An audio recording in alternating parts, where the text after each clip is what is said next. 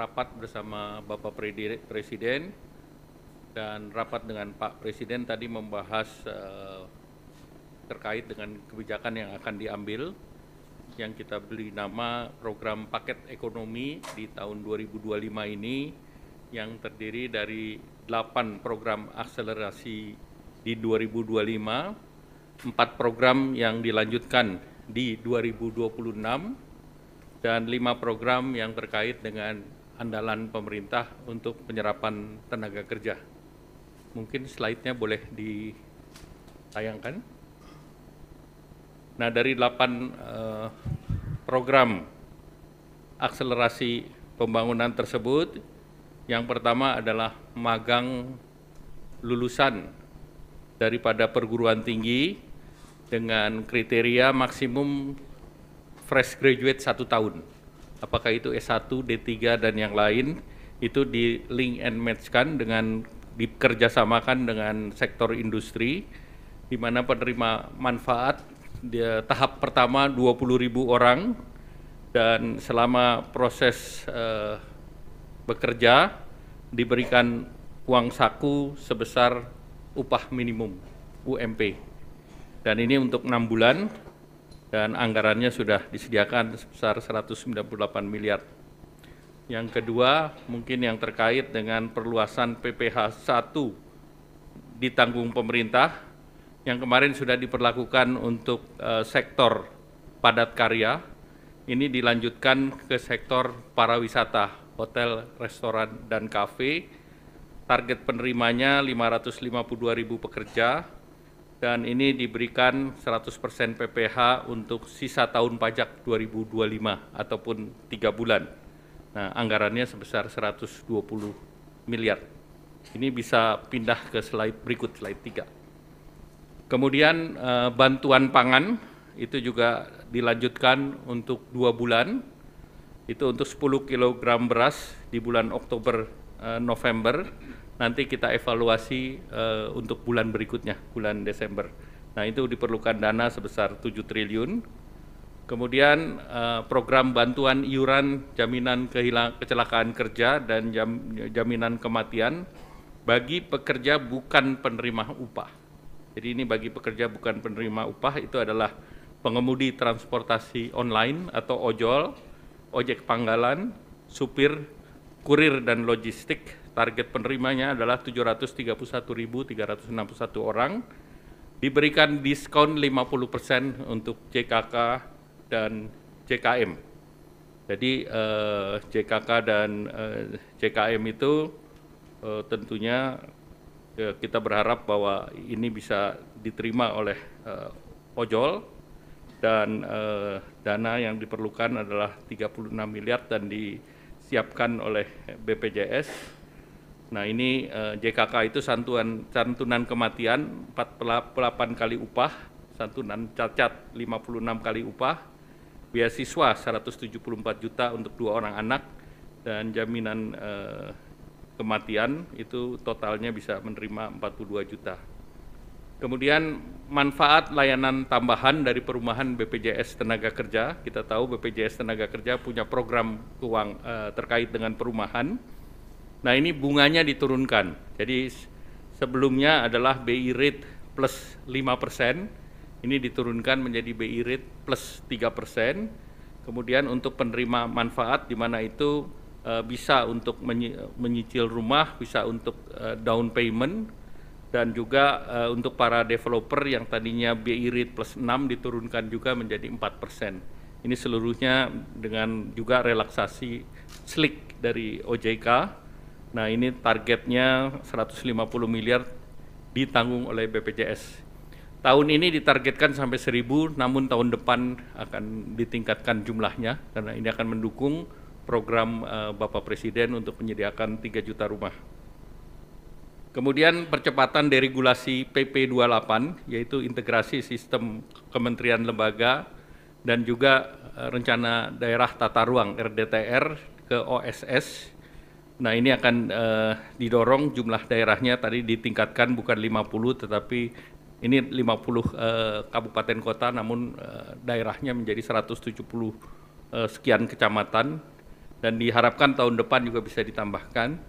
Dan untuk RDTR itu disediakan dana 3,5 miliar per RDTR, di mana dari Badan Geologi Informasi Geospasial akan menyiapkan data, sehingga nanti OSS punya fiktif positif untuk 20 hari kerja.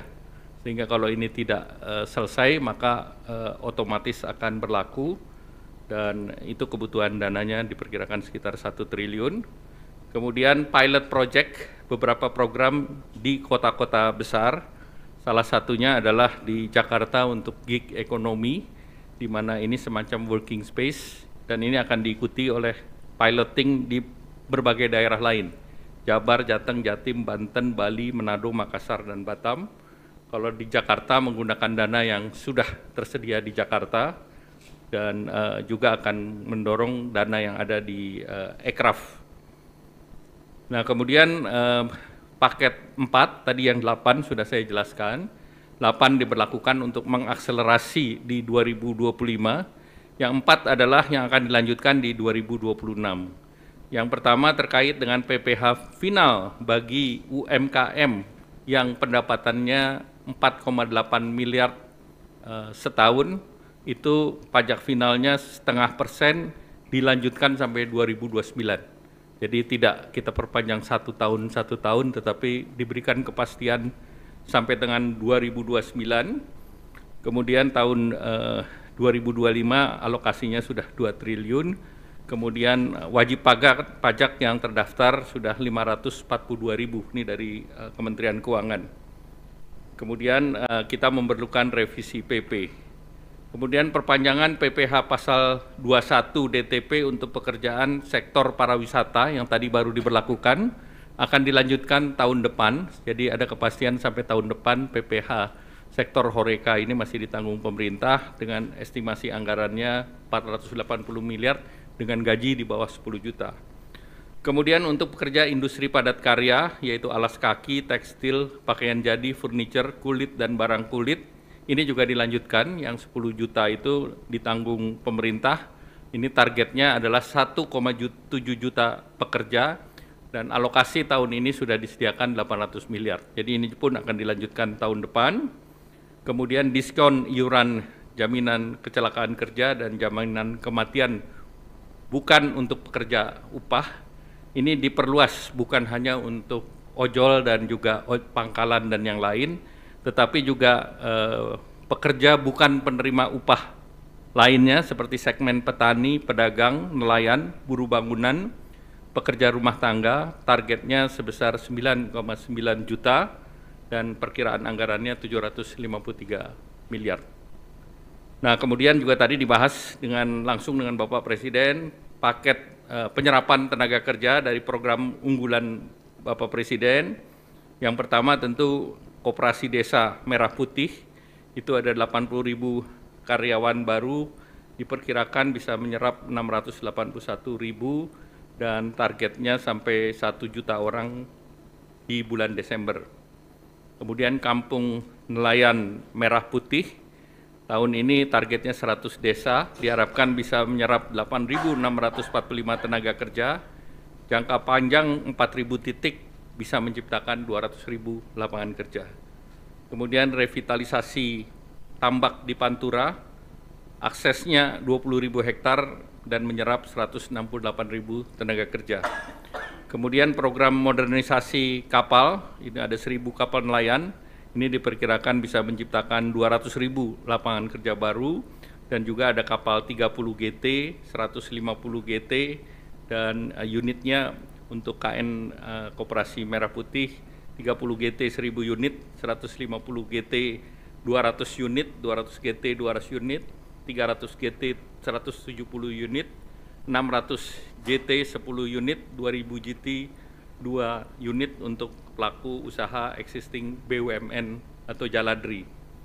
Kemudian program perkebunan rakyat itu penanaman kembali 870.000 hektar oleh KL, Kementerian Pertanian, diharapkan bisa membuka lapangan kerja lebih dari 1,6 juta dengan komoditas prioritas antara lain tebu, kakao, kelapa, kopi, mete, dan pala.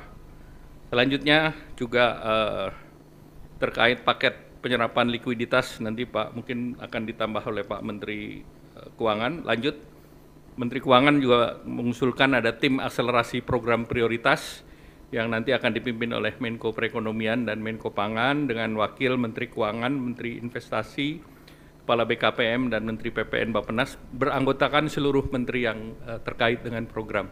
Nah, tim ini diharapkan nanti akan dijelaskan tugas dan kerjanya oleh Pak Menteri Keuangan. Selanjutnya kami persilakan Pak Menteri. Terima kasih Pak Menko, saya hanya mungkin menambahkan sedikit saja untuk tim percepatan program pembangunan ekonomi tadi, itu pada dasarnya kita akan monitor seluruh program-program utama pemerintah atau Pak Prabowo. Jadi ke depan harusnya nggak macet lagi. Kalau ada yang macet kita akan percepat supaya jalan dengan baik. Yang kedua, kita juga akan menerima pengaduan dari pelaku bisnis, siapapun yang punya bisnis yang masih merasakan ada gangguan di sistem perekonomian atau ketika mereka melakukan bisnis. Kita akan terima laporan mereka, kita akan sidangkan di tim ini setiap 1 minggu sekali. Jadi ini seperti Pokja 4 di zaman sebelumnya. Jadi saya harapkan dengan adanya tim ini, seluruh hambatan di sektor swasta bisa kita hilangkan dengan signifikan sehingga mesin pertumbuhan swasta juga bisa tumbuh dengan baik seiring dengan mesin pertumbuhan punya pemerintah. Mungkin demikian dari saya, Pak. Menteri Keuangan, ada pertanyaan? Cukup jelas? Silakan. Ya.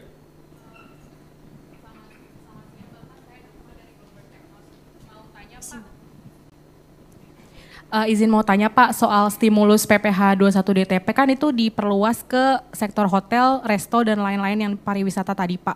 Apakah ada alasannya kenapa itu diperluas ke sektor tersebut Pak?